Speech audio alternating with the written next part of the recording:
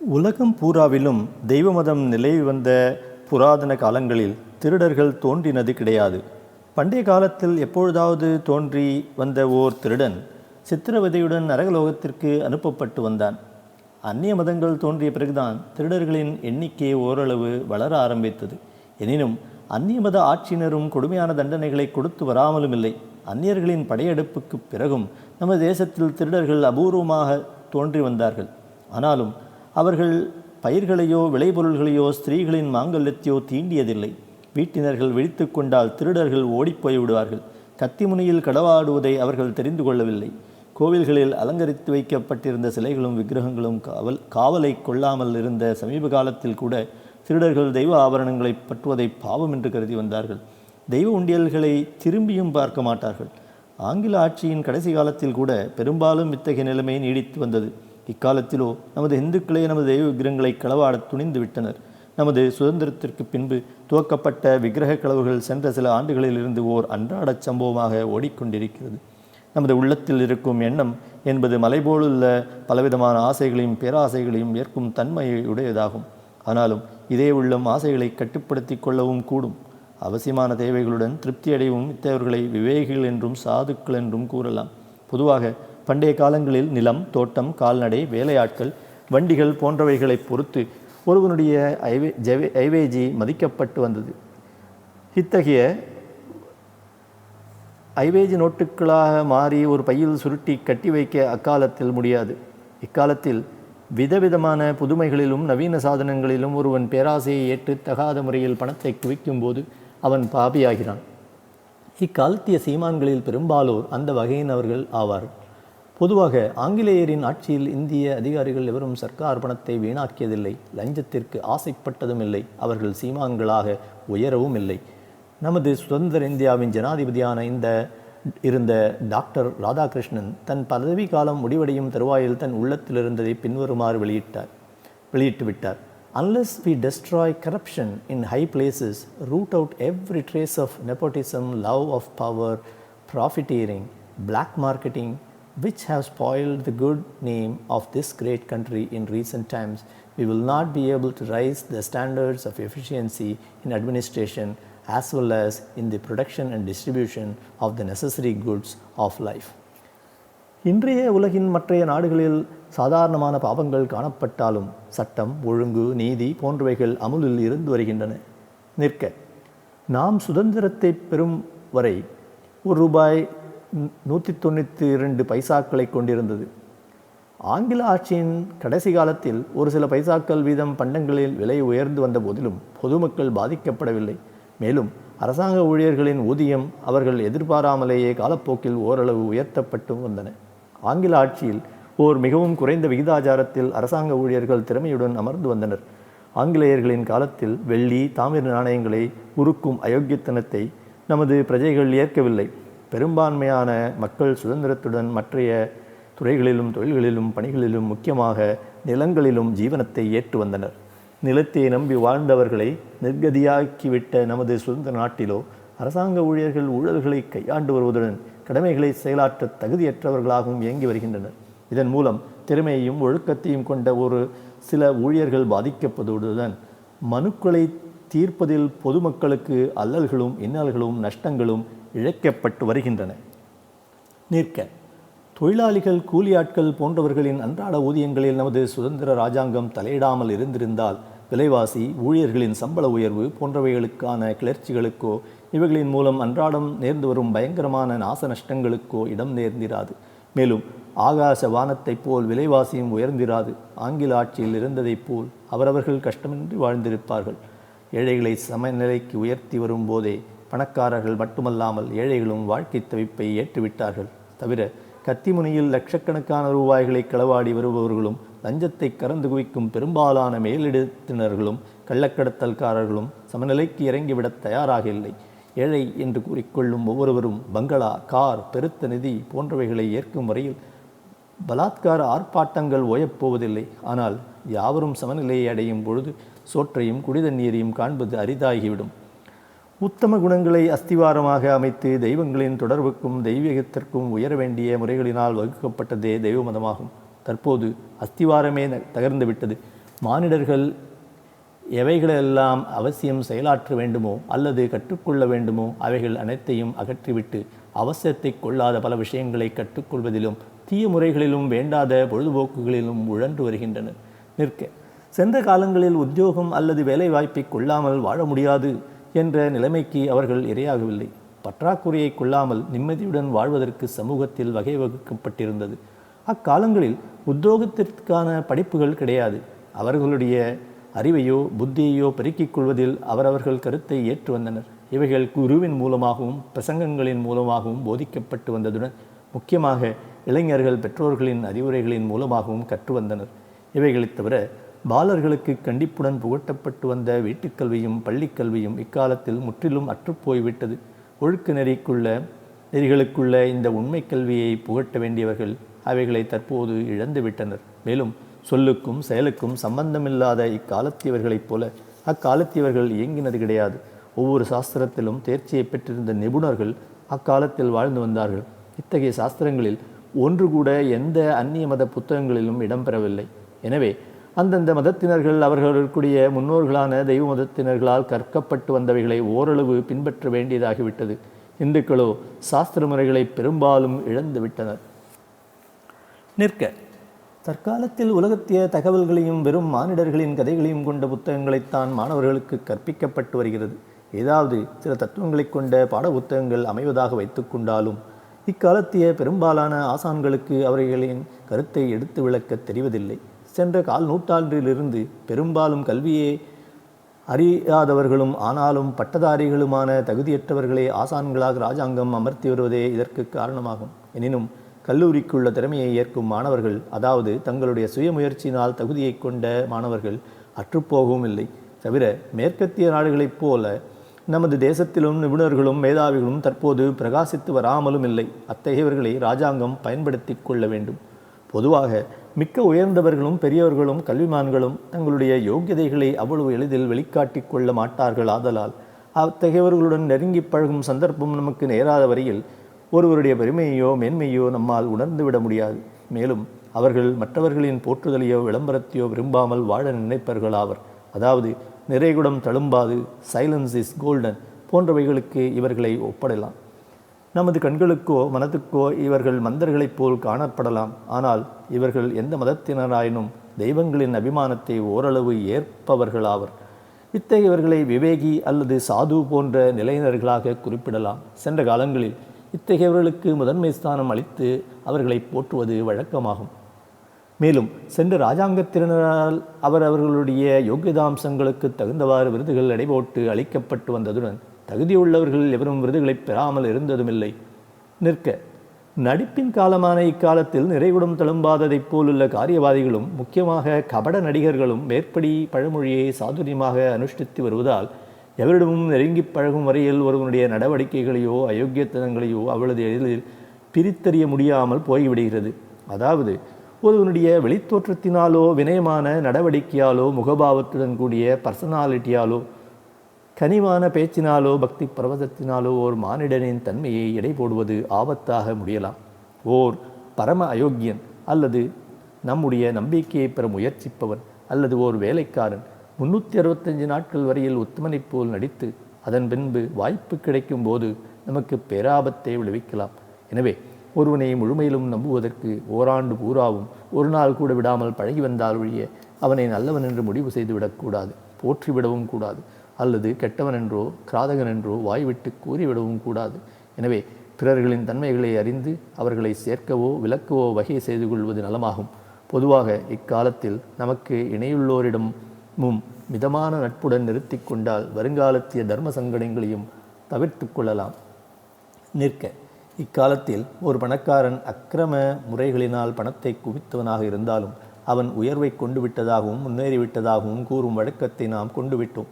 சென்ற காலங்களிலோ கூடிய வரையில் பொருட்களை விலக்கி நேர்மையில் சிறந்தவர்கள் லௌகீக உலகில் டெம்போரல் வேர்ல்டு உயர்ந்தவராக கருதப்பட்டு வந்தனர். இதற்கு மாறாக ஒப்பற்ற உலக போகங்களை வகித்து வந்தாலும் பிரஜைகளை நல்லவர்களாக வாழ வைக்கும் பொறுப்பை ஏற்று வந்த வேந்தர்களும் உயர்ந்தவர்களே ஆவர். அந்நியமத வேந்தராயினும் மத பாகுபாட்டை கொள்ளாமல் பிரஜைகளை ரட்சிப்பானே ஆனால் அவனும் தானறியாமலேயே தெய்வங்களின் ஆமோதிப்பை ஏற்றுவிடுகின்றான். இத்தகையவர்களை தெய்வங்களின் பிரதிநிதிகளாக கொள்ள வேண்டும். இவர்களுடைய ராஜ்யங்களில் நீர்வளத்தையும் நிலவளத்தையும் சீராக அளிக்க தெய்வங்கள் மனம் கொண்டு விடுகின்றன. நன்றியும் பதவியும்.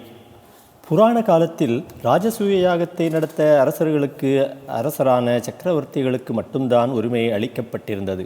இதன் மூலம் தங்களுடைய முன்னோர்களை உயர்ந்த பதவிகளில் அமர்த்தும் நன்றியை அவர்கள் செலுத்தி வந்தனர். ராஜசூய யாகத்தை பூர்த்தி செய்தவர்களுள் தர்மபுத்திரரும் ஒருவராவர். தர்மபுத்திரர் ஒரு மகானின் நிலையை அடையாமல் இருந்தாலும் கூட புராண காலத்திய விவேகிகளுள் மிகவும் சிறந்தவராக விளங்கினார். நீதி இவரிடம் எந்த க்ஷணத்திலும் குடிகொண்டிருந்தது. இவருடைய நீதியை உலகிற்கு காட்ட தர்மதேவதை மனம் கொண்டு விட்டது. தர்மதேவதையால் சிருஷ்டிக்கப்பட்ட குலத்தில் தர்மபுத்திரரின் சகோதரர்கள் நால்வரும் நீரை பெருகியதன் காரணமாக உயிரை விட நேர்ந்தது. கடைசியாக குலக்கரியை அடைந்த தர்மபுத்திரர் தன்னுடைய சகோதரர்களின் கதியை காணவே அவ்விடம் தர்மதேவதை தோன்றிற்று. மேலும் தன்னுடைய கேள்விகளுக்கு விடையளிக்க தர்மபுத்திரரிடம் கூறிற்று. திருப்தியான விடைகளை பொறுமையுடன் அளித்த தர்மபுத்திரர் தன்னுடைய சகோதரர்களின் உயிர்களை மீட்டுக் கொடுக்க வேண்டிக் கொண்டார். தர்மதேவதையோ தனக்கிஷ்டமான ஒரே ஒரு சகோதரின் உயிரை மட்டும் கேட்டுக்கொள்ள உத்தரவிட்டது. அந்த சமயத்தில் கூட தன்னுடன் கூட பிறந்த வில்வித்தையில் அசகாயசூரனான அர்ஜுனுடைய உயிரையோ புஜபராக்கிரமத்தை கொண்ட பீமனின் உயிரையோ மீட்டுக்கொள்ள தர்மபுத்திரர் மனம் கொள்ளவில்லை. தன்னுடைய மாற்றாந்தாயின் வம்சமும் விருத்தியாக வேண்டுமென்ற ஓர் தன்னலமற்ற நியாயமான எண்ணத்தினால் நகுலனுடைய உயிரில் மனம் கொள்ளலானார். இத்தகைய ஒப்பற்ற நோக்கத்தைக் கண்டு மகிழ்ந்த தர்மதேவதை சகோதரர்கள் அனைவருக்கும் உயிர் பிச்சை அளித்தது. இந்த சம்பவத்திற்கு பல ஆண்டுகளுக்கு பின்பு தர்மபுத்திரர் அஸ்வமேத யாகத்தையும் வெற்றியுடன் முடித்தேற்றினார். சிரேஷ்டர்களுக்கும் ஜனசமூகத்திற்கும் அன்னதானம் அளிக்கப்பட்டது. அன்னதானம் முடிந்தவுடன் ஓர் கீரிப்பிள்ளை ஓடி வந்து சிரேஷ்டர்கள் உண்டு கழித்த உச்சிஷ்ட இலைகளில் தன்னுடைய சரீரத்தை போட்டு புரட்டிற்று. இதை கண்டு ஆச்சரியப்பட்ட தர்மபுத்திரர் கீரிப்பிள்ளையிடம் காரணத்தை வினவ அது பதில் சொல்லிற்று. ஹே சக்கரவர்த்தியே, அண்டைய பிரதேசத்தில் தானத்திலேயே தங்களுடைய ஆஸ்தி பூராவையும் மனமுந்து செலவழித்த ஓர் வயோதிக தம்பதிகள் அவர்களுடைய புதல்வன் மருமகள் ஆகியோருடன் வாழ்ந்து வந்தனர். ஒரு நாள் அவர்களுக்கு ஆகாரத்திற்கு வகையில்லாமல் போகவே தனையன் எங்கேயோ சென்று 2 கையளவு மாவை சேகரித்து வந்தான். இதை நால்வரும் பங்கிட்டு அருந்தும் சமயத்தில் பல நாட்களாய் பட்டினியால் வாடிய ஓர் வயோதிகர் தள்ளாடி கொண்டு இவர்களை அண்டினார். இதை கண்ட தனையன் தன்னுடைய பங்கை கொடுக்க முன்வந்தான். உடனே அதை தடுத்து அவனுடைய மனைவி தன்னுடையதையும் இவர்கள் இருவரையும் தடுத்து பெற்றோர்களும் முன்வரலானார்கள். இதன் காரணமாக விளைந்த இவர்களின் ஒவ்வொருவருடைய வாதங்களும் முடிவை கொள்ள முடியாமல் போகவே அனைவரும் சேர்ந்து தத்தமனுடைய மாவு அனைத்தையும் அந்த பட்டினிக்காரருக்கே அளித்து விட்டார்கள். அந்த பட்டினிக்காரர் அதை உண்டு கொண்டிருந்த பொழுது மாவு சிந்தியது. சிந்தியதை நான் அருந்தும் பொழுது தற்செயலாக என்னுடைய வலது பக்கம் சிந்திய மாவில் பட்டு கொண்டிருந்தது. அந்த பக்கத்தை பார்த்து திடுக்கிட்டேன். என்ன ஆச்சரியம்! எனது வலதுபுறம் பூராவும் பொன்மயமாகிவிட்டது. தற்போது இடது பக்கம் பாக்கி. தாங்கள் மகத்தான யாகத்தை செய்வதாக கேள்விப்பட்டு மற்றொரு பாகத்தையும் பொன்மயமாக்கிக் கொள்ள மனம் கொண்டேன். புரண்டு பார்த்தேன், ஒன்றையும் காணோம். அருகிலிருந்த சிரேஷ்டர்கள் சிந்தனையை துவக்கினர். பட்டினியால் வந்த வயோதிகர் பகவான் என்பதையும் இந்த சம்பவம் அவருடைய திருவிளையாடல் என்பதையும் இந்த யாகத்திற்கும் மேம்பட்ட பல உயர்ந்த நிலைகளை இச்சம்பவத்தின் மூலம் தர்மபுத்திரருக்கு நினைவூட்டப்படுவதையும் அவர்கள் எடுத்துரைத்தனர். மேலே கூறியிருக்கும் விளக்கத்திலிருந்து அஸ்வமேத யாகத்தை சாதாரணமாக கருதிவிடக்கூடாது. தூய சக்கரவர்த்திகள் தங்களுடைய முன்னோர்களை உயர்ந்த பதவியில் அமர்த்தி அதன் மூலம் நன்றியை செலுத்தி வந்ததைப் போல புரு தன்னுடைய தந்தையான யயாதிக்கு இளமையை வழங்கியதும், பரசுராமர் தன்னுடைய தாயை உயிர்ப்பிக்க கேட்டுக்கொண்டதும், பீஷ்மர் தன்னுடைய தந்தையின் பொருட்டு சபதத்தை கொடுத்ததும், இக்காலத்திய சித்தரஞ்சன் தாஸ் தன்னுடைய இறந்துவிட்ட பாட்னாரை கடனற்றவராக மாற்றியதும் பெற்றோருக்கு அளித்த பெரும் நன்றியாகும். இவைகளைப் போலவே உலகத்தில் பிறக்கும் ஒவ்வொரு மானிடனும் தன்னுடைய இறந்த பெற்றோர்களுக்கு அளிக்க வேண்டிய ஸ்ராத்தம் மிகவும் முக்கியமானதாகும். தன்னை உற்பத்தி செய்து வளர்த்த ஒருவனுடைய பசிதாகத்தை தீர்க்கும் கடமையை ஒருவன் மறக்கும் பொழுது இறந்தவனுடைய ஜீவன் தன்னுடைய பசிக்கொடுமையினால் புத்திரன் மீது ஆத்திரம் கொண்டு அவனுக்கு சாபத்தை கொடுக்க நேரிடுகிறது. இத்தகைய சாபத்தின் மூலம் தனையனும் அவனுடைய சந்ததியினர்களும் அதற்குற்ற ஓர் பாவத்தை ஏற்க வேண்டியவர்களாகின்றனர். ஓர் அந்நியனோ தெய்வ மதத்தினோ இறந்தவர்களின் மறைவு நாட்களை வேறு விதத்தில் கடைபிடித்த போதிலும் ஸ்ராத்த முறை ஒன்றே பூரண பலனை கொடுக்கக்கூடியதாகும். தவிர ஒருவனுடைய பெற்றோர்கள் மறுமானிட பிறவிகளை எடுத்து நல்வாழ்வுடன் இருப்பதாக வைத்து கொண்டாலும் அல்லது மற்ற ஜீவராசிகளாக பிறந்து நலமுடன் இருப்பதாக வைத்து கொண்டாலும் அவர்கள் வாழ்ந்து வந்த பொழுது எந்த உருவங்களை ஏற்று வந்தனரோ அதே உருவங்கள் ஸ்ராத்த பலனை ஏற்று வருகின்றன. இந்த லோகத்திலும் சரி அல்லது வேறு எந்த லோகத்திலும் சரி பதவியை வகிப்பதென்பது ஓர் உன்னதமான பாக்கியமாகும். இத்தகையவர்கள் தங்களுடைய கடமைகளை செயலாற்றுவதில் கருத்தை ஏற்பவர்களாயின் மறுமையில் மேலும் உயர்த்தப்படுகிறார்கள். பண்டைய காலத்தில் நமது உலகத்திய நாடுகளில் ராஜவம்சத்தியவர்கள் ஆட்சி புரிந்து வந்தார்கள். நேர் ராஜவம்சம் அற்றுப்போகும் சிற்சில சமயங்களில் உயர் வகுப்பினர்களால் தேர்ந்தெடுக்கப்பட்ட புத்திமான்களும் ஆட்சியை ஏற்று வந்தனர். கிரேக்க நாட்டில் இத்தகைய முறைக்கு ஆலிகார்ச்சி என்று பெயர். இந்த ஆலிகார்க்கியில் உயர்ந்தவர்களுக்கு மட்டும்தான் ஓட்டுரிமை அளிக்கப்பட்டிருந்தது. ஓட்டர்களின் குரலோசையின் மூலம் தலைவர்கள் தேர்ந்தெடுக்கப்பட்டார்கள். இந்த தலைவர்கள் டைரன்ட்ஸ் என்று அழைக்கப்பட்டார்கள். அதாவது நீதிமுறைகளில் சற்றும் தவறாமல் ஆட்சி புரிபவர்கள் டைரன்ட்ஸ் என்று குறிப்பிடப்பட்டு வந்தனர். உதாரணமாக கிமு 6ஆம் நூற்றாண்டில் அட்டிகா நாட்டின் ஏதென்ஸ் தலைமை பதவிக்கு போட்டி ஏற்பட்ட பொழுது பிசிஸ்திராத்தஸ் என்பவர் ஓர் உபாயத்தின் மூலம் வெற்றியடைந்தார். இந்த உபாயத்தை பகிரங்கமாக கண்டித்தார் சோழன் என்ற புத்திமான். நகர பிரமுகர்களோ சோழனின் உயிருக்கு ஆபத்து நேரிட்டுவிடும் என்பதை கருதி அவரை ஊரிலிருந்து தப்பித்துக் கொள்ள கேட்டுக்கொண்டனர். சோழன் இசையவில்லை. தலைவன் ராஜ்யபாரத்தை ஏற்ற பிறகு பல நாடுகளில் உள்ள விற்பன்னர்களை நகரில் குடியேற்றியதுடன் சாஸ்திர விதிகளுக்கு புறம்பில்லாமல் ராஜ்யத்தை ஆண்டார். மேலும் சோழனை ஆலோசகராக அமர்த்தி அவரால் இயற்றப்பட்ட சட்டத்திட்டங்களையும் நாட்டில் இயங்க வைத்தார். ராஜ்யத்தில் தூய்மையும் தெய்வீகமும் நிரம்பியிருந்தன. அரசியலில் மட்டுமல்லாமல் ஓர் புனித ஸ்தாபனத்திற்கோ, ஓர் சமூக தலைமைக்கோ, ஓர் குருஸ்தான ஸ்தாபனத்திற்கோ, ஓர் மதஸ்தாபனத்திற்கோ யோகத்தையற்றவர்கள் பதவிகளில் அமருவார்களேயானால் அவர்கள் நூற்றுக்கணக்கான ஜென்மாக்கள் வரையில் வாழ்க்கை தவிப்புகளை கன்றாவியுடன் ஏற்க நேரிடும். சென்ற காலங்களில் பதவிகளின் மூலம் தாங்கள் தெய்வ ஆமோதிப்பை ஏற்பதற்கு ஆர்வமேற்று வந்தார்கள். இக்காலத்திலோ குபேரனாக மாறுவதற்கும் உலகபோகங்களை அனுபவிப்பதற்கும் தகாதவைகளை சாதித்துக் கொள்வதற்கும் பதவிகளை பயன்படுத்தி வருகிறார்கள். சோழனும் கிரீசஸும் ஆபாசங்களை கூடிய வரையில் அகற்றியவரும் பொருட்களில் அதிகமான கருத்தை கொள்ளாதவரும் தூய்மையை ஏற்றவருமான சோழன் எகிப்திய பெரியோர்களை பிராமணர்கள் தரிசிக்கவும் மற்றைய சில நாடுகளின் ராஜ்ய முறைகளை காணவும் தன்னுடைய யாத்திரையை துவக்கலானார். இவர் கண்ணுற்ற நாடுகளுள் மேல ஆசியாவில் அமைந்த லிடியா ஏசியா மைனர் ஒன்றாகும். எகிப்தியர்களால் ஒரு குழந்தையைப் போல் மதிக்கப்பட்டு அன்புடன் அழைக்கப்பட்ட சோழன் லிதிய நாட்டின் அரண்மனையிலோ மிகவும் கௌரவத்துடன் வரவேற்கப்பட்டார். அக்காலத்திய எகிப்திய பாபிலோனிய ராஜ்யங்களுக்கு சமானமான லிபியாவையோ மற்றெந்த ராஜ்யங்களையோ எந்த விதத்திலும் ஒப்பிடக்கூடாதாயினும் லிதிய நாட்டின் அளவுக்கு மீறிய சம்பத்துக்கு கிரீசஸ் அதிபதியாக காணப்பட்டதால் அவன் குபேரனுக்கு இணைவனாக அண்டையர்களால் கருதப்பட்டு வந்தான். கிரேக்க நாட்டின் 7 புத்திமான்களில் ஒருவரான சோழனை பற்றி லிதிய அரசரான கிரீசஸ் குரோஷஸ் கேள்விப்பட்டிருந்ததால் அத்தகைய ஓர் மகாமேதையின் வாயிலாக தன்னுடைய பெருமைக்கு அங்கீகாரம் பெறுவதற்கு அரசன் மனங்கொண்டு விட்டான். எனவே அரண்மனையின் தங்கமயமான பகுதிகள், தங்க சிலைகள், தங்க அண்டாக்கள், பொன் ஆபரணங்கள், பொன் நவரத்தினங்கள் முதலிய குவியல்கள் போன்றவைகளை விருந்தாளிக்கு காட்ட ஆங்கியிட்டான். பிறகு வேதாந்தியுடன் விஸ்ராந்தியாக பேசிக்கொண்டிருக்கையில் இந்த உலகில் எவன் சந்துஷ்டியை கொண்டவன் என்ற கேள்வியை போட்டான் வேந்தன். வேந்தனால் போடப்பட்ட கேள்வி வேதாந்தியை தர்ம சங்கடத்தில் ஆழ்த்தக்கூடியதாக இருந்த போதிலும் சோழன் தன்னுடைய உள்ளத்தை வெளியிடுவதற்கு சற்றேனும் தயங்கவில்லை. எனவே சந்துஷ்டியின் ஹாப்பினஸ் தன்மைகளை விளக்கி கூறியதுடன் தூய்மையையும் ஏற்று வந்த ஓரிரு உத்தமர்களின் வாழ்க்கைகளை விவரித்து அவர்களே சந்துஷ்டியுடையவர்கள் என்று பகர்ந்தார் சோழன். மேலும் கிரீசஸ் வேந்தன் அவருடைய வாழ்நாள் முழுவதும் அதே நிலையில் இல்லாத வரையில் அவரை சந்துஷ்டியை கொண்டவராக தற்போது கருதிவிட முடியாது என்றும் சோழன் கூறி முடித்தார். தான் எதிர்பார்த்த பிரகாரம் தன்னை சந்துஷ்டியை கொண்டவன் என்று சோழன் கூறாததால் அவருக்கு விடை கொடுத்து அனுப்பிவிட்டான் கிரீசஸ். சோழன் கூறிய சந்துஷ்டி திருஷ்டாந்தங்களில் ஒன்று மட்டும் என்னை அதிகமாக கவர்ந்தது. அதை கீழே கொடுக்கிறேன். 27 நூற்றாண்டுகளுக்கு முந்தைய புனிதமான ஒலிம்பிக் போட்டி பந்தயங்களில் ஒலிம்பிக் கேம்ஸ் வெற்றி பெற்று வந்தவர்களுள் ஆர்கோ நாட்டைச் சேர்ந்த சகோதரர்கள் இருவர் ஆவர். கிளியோபிஸ் பைட்டோ என்ற இருவர்களும் பராக்கிரமசாலிகளாக விளங்கியதுடன் உத்தமர்களாகவும் பிரகாசித்தனர். தமிழ்நாட்டின் ஓர் பகுதியான பாண்டிய நாடு மதுரை மீனாட்சி அம்மனின் ஆதிக்கத்தில் இருந்து வந்ததைப் போல கிரேக்க நாட்டின் ஆர்கோலிஸ் பகுதிக்கு அதிபதியாக ஜூனோ என்ற அம்பிகை ஆர்கோ நகரில் வீற்றிருந்தாள். இந்த தேவி ஜூபிட்டர் என்ற பரமசிவனின் பத்தினி ஆவர். எகிப்தில் சதி என்ற பெயரால் குறிப்பிட்டு வந்த இதே தேவியானவள் பசுவின் கொம்புகளை வகித்து வந்தாள். இந்த அம்பிகையின் பிரம்மோற்சவத்தின் முக்கியமான நாளன்று இந்த சகோதரர்களின் தாயார் அம்பாளை தரிசிக்க ஆவல் கொண்டாள். இந்த தாயார் தனது கிராமத்தின் ஓர் கோவிலில் பணியாற்றி வந்தாள். தன்னுடைய விருப்பத்தை இவள் தனையர்களிடத்தில் தெரிவிக்கவே அவர்கள் உடனடியாக மாட்டு வண்டியை பூட்ட எத்தனித்தனர். ஆனால் மாடுகள் அந்த சமயத்தில் மேய்ச்சலுக்கு சென்றிருந்தன. ஆடுகளை கொண்டு வர நேரமில்லாததினாலும் குறுகிய அவகாசத்திற்குள் கோவிலை அடைய வேண்டியிருந்ததாலும் இருவரும் வண்டியின் நுகத்தடியை கையிலேந்தி 45 ஃபர்லாங் தூரம் இழுத்து கொண்டு சென்று உற்ற சமயத்தில் தாயாரை கோவில் வாசலில் கொண்டு சேர்த்து விட்டனர். அங்கு கூடியிருந்த ஜனத்திரளில் இத்தகைய பணியை கண்ணுற்றவர்களும் சொல்ல கேட்டவர்களும் இரு வாலிபர்களையும் கண்டு புகழ்ந்தனர். அம்பிகைக்கு நடக்க வேண்டிய யஜ்ஞங்களும் உற்சவ நிகழ்ச்சிகளும் முடிவுற்றன.